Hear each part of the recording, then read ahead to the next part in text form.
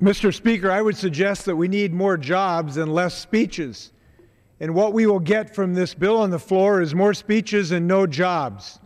It is very disappointing in the current economic context that what we bring to the floor for 9.5 hours is a bill that simply instructs the committees to do what we've already instructed them to do. This is already in the rules. It's already required. We all agree on it.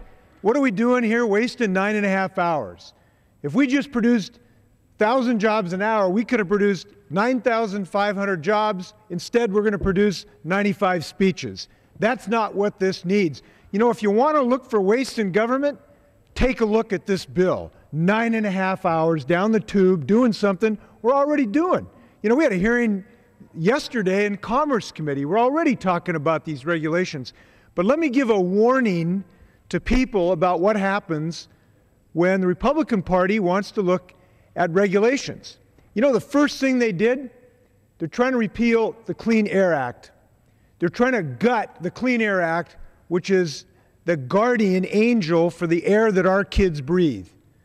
You know, they have introduced a bill, and we had a hearing yesterday. First hearing we had was to pass their Dirty Air Act.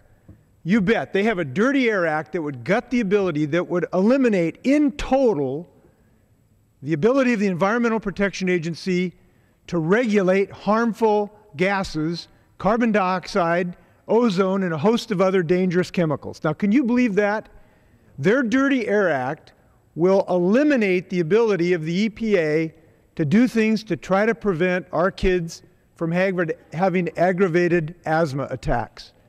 Their Dirty Air Act would eliminate the ability of the EPA to deal with dangerous gases that exacerbate respiratory problems of our senior citizens.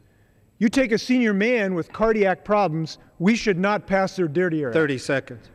Now, if you think I'm just blowing smoke here, go take a look at their bill. Their bill doesn't try to fix a regulation. It absolutely eliminates in total the ability of the EPA. The EPA was started under a good Republican, Richard Nixon, and it is a sad story that the first bill out of their box, they want to go backwards on clean air.